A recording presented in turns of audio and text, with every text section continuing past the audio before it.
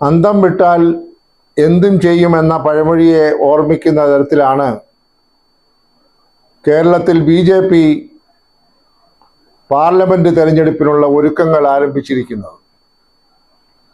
ഏത് വിധേനയും കേരളത്തിൽ അക്കൗണ്ട് തുറക്കണം എന്ന നിർബന്ധത്തോടു കൂടിയുള്ള സകല മാർഗങ്ങളും ഗവേഷണ ബുദ്ധിയോടുകൂടെ തെരഞ്ഞുപിടിച്ച് കണ്ടെത്തി അത് സ്വീകരിക്കുവാനുള്ള ശ്രമങ്ങളാണ് വളരെ കഠിനമായി കേരളത്തിലെ BJP നേതൃത്വം കേന്ദ്ര നേതൃത്വത്തിൻ്റെ പിൻബലത്തോടുകൂടെ ചെയ്തുകൊണ്ടിരിക്കുന്നത്. നാളിതുവരെ കേരളത്തിൽ BJPക്ക് കാര്യമായ ഒരു മേൽവിലാസമോ ഒരു കെട്ടുറപ്പോ ഉണ്ടാക്കാനായി സാധിച്ചിട്ടില്ല.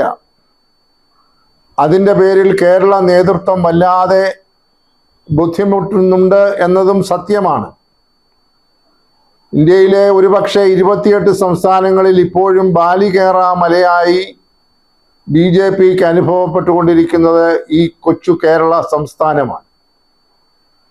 അതിന് ഒരു പ്രധാനമായ രാഷ്ട്രീയ കാരണം കേരളത്തിലേക്ക് വരുമ്പോൾ BJPയുടെ ഒന്നാം നമ്പർ ശത്രു CPM ആണ്. എന്നാൽ കേരളത്തിന് പുറത്തേക്ക് പോകുമ്പോൾ BJPയുടെ ഒന്നാം നമ്പർ ശത്രു ഇന്ത്യൻ നാഷണൽ കോൺഗ്രസ് ആണ്. എന്നാൽ കേരളത്തിൽ രണ്ട് തുല്യ ശക്തികൾ എന്ന് പറഞ്ഞ് പരമ്പരാഗതമായി ഏറ്റുമുട്ടിക്കൊണ്ടിരിക്കുന്നത് CPM നേതൃത്വം കൊടുക്കുന്ന ഇടതുപക്ഷ ജനാധിപത്യ മുന്നണിയും ഇന്ത്യൻ നാഷണൽ കോൺഗ്രസ് നേതൃത്വം കൊടുക്കുന്ന ഐക്യ ജനാധിപത്യ മുന്നണിയും തമ്മിലാണ്. കേരളത്തിലെ 20 പാർലമെന്റ് നിയോജക മണ്ഡലങ്ങളിലും നല്ല ഒരളവ് വരെ ഇക്കാലമൊക്കെയും നേരിട്ടുള്ള മത്സരമാണ് നടന്നുകൊണ്ടിരിക്കുന്നത്. നിയമസഭാ തെരഞ്ഞെടുപ്പിലും അങ്ങനെ തന്നെയാണ് എന്ന് പറയാം.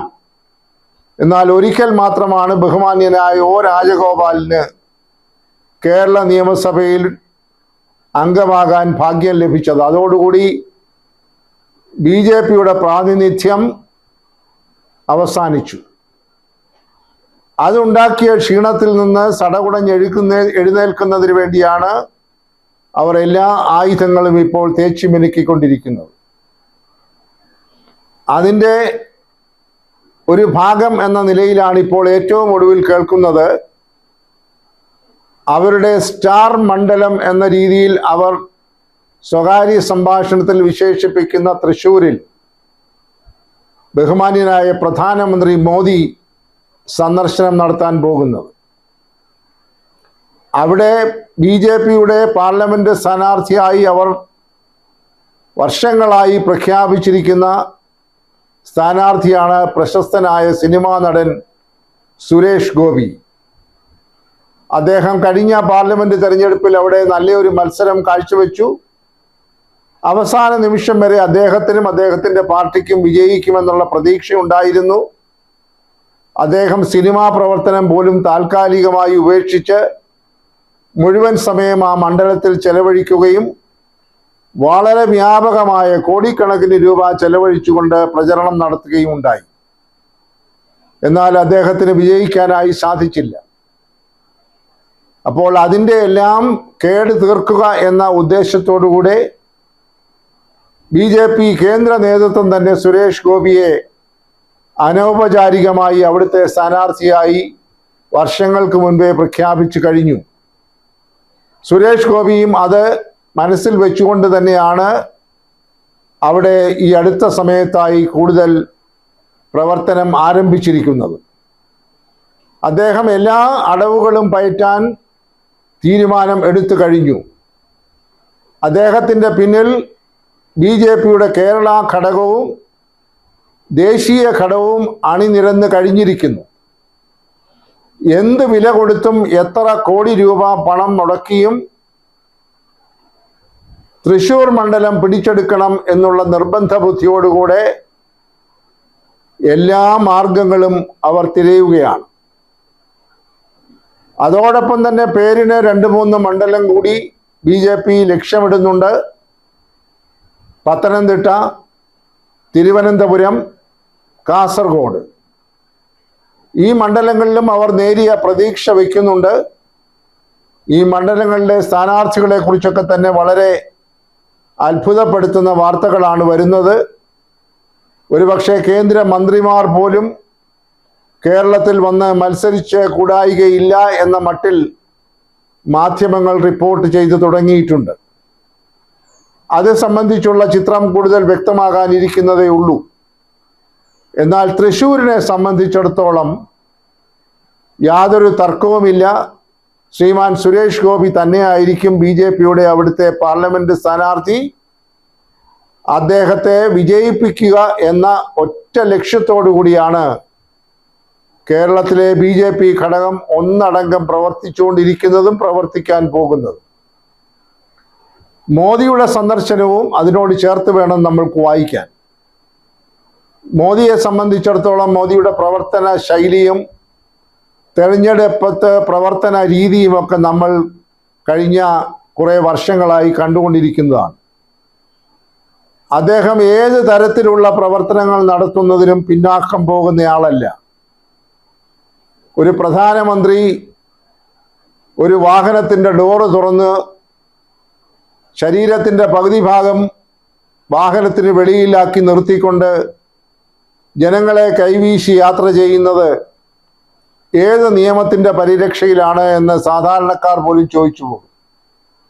മോട്ടോർ വാഹന നിയമം അനുസരിച്ച്, ഇന്ത്യയിൽ ആകമാനം ബാധകമുള്ള നിയമം അനുസരിച്ച് ഓടുന്ന വാഹനത്തിൻ്റെ ഡോർ തുറന്ന് അതിൽ നിന്നൊരാൾ എഴുന്നേറ്റ് നിന്നുകൊണ്ട് കൈയും കാലും പുറത്തേക്ക് വീശി യാത്ര ചെയ്യുന്നത് ഏത് ചട്ടപ്രകാരം അനുവദനീയമാണെന്നുള്ളത് ഇതുവരെ മാധ്യമങ്ങൾ പോലും ചർച്ച ചെയ്തിട്ടില്ല.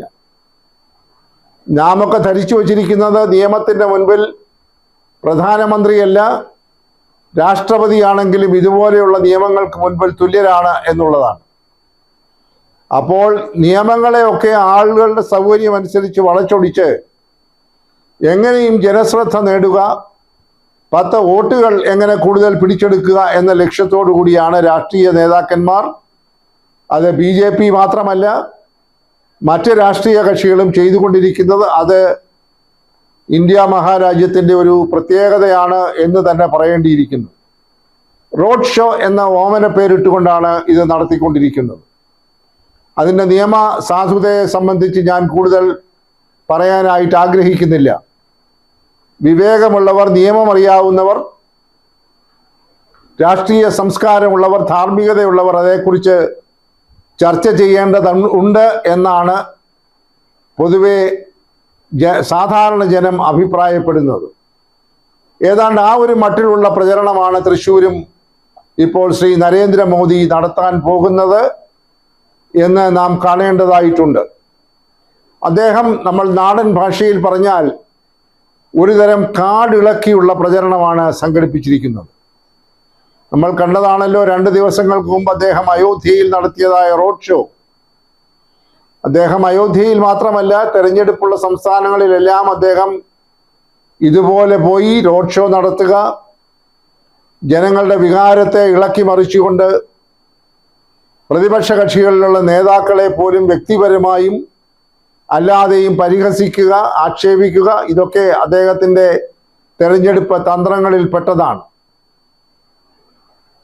അവിടെയൊക്കെ അവരവരുടെ രാഷ്ട്രീയ ബോധവും രാഷ്ട്രീയ ധാർമ്മികതയും രാഷ്ട്രീയ സംസ്കാരവും ഒക്കെയാണ് വിലയിരുത്തപ്പെടുന്നത് എന്ന കാര്യം മറക്കരുത്. പ്രത്യയശാസ്ത്രപരമായി പ്രതിപക്ഷ കക്ഷികളെ നേരിടുക എന്നതിനുപരിയായി വ്യക്തികളെ അധികാരം ഉപയോഗിച്ചുകൊണ്ട് കീഴ്പ്പെടുത്താൻ, പ്രതിപക്ഷത്ത് നിൽക്കുന്ന ആളുകളുടെ വായടയ്ക്കാൻ, ജനാധിപത്യ മൂല്യങ്ങൾ മുഴുവൻ ബലികഴിക്കാൻ, ഭരണഘടനാ തത്വങ്ങൾ മുഴുവൻ കാറ്റിൽ പറത്താനൊക്കെ ഏത് ഭരണാധികാരി ശ്രമിച്ചാലും അങ്ങനെയുള്ളവരെ ജനാധിപത്യ ബോധമുള്ളവരെന്ന് വിശേഷിപ്പിക്കാൻ ബുദ്ധിമുട്ടാണ്. ഏകാധിപതികൾ എന്ന് തന്നെ വിശേഷിപ്പിക്കേണ്ടതായി വരും. ഏകാധിപതികൾക്കൊക്കെ ഉണ്ടായിട്ടുള്ള ദുരന്തങ്ങൾ ചരിത്രം വായിക്കുന്നവർക്കറിയാം. ഇവിടെ രാഷ്ട്രീയ പ്രവർത്തനം മാന്യമായ രീതിയിൽ പ്രതിപക്ഷ ബഹുമാനത്തോടുകൂടെ ജനങ്ങൾക്ക് അസൗകര്യമുണ്ടാകാത്ത വിധത്തിൽ സിദ്ധാന്തങ്ങളുടെയും തത്വശാസ്ത്രത്തിൻ്റെയും പരിപാടികളുടെയും അടിസ്ഥാനത്തിൽ വേണം പയറ്റേണ്ടത്. എന്നാൽ അത് ഇല്ല എന്നുള്ളതാണ് ഖേദകരമായ ഇന്ത്യയിലെ ഇന്നത്തെ അവസ്ഥ.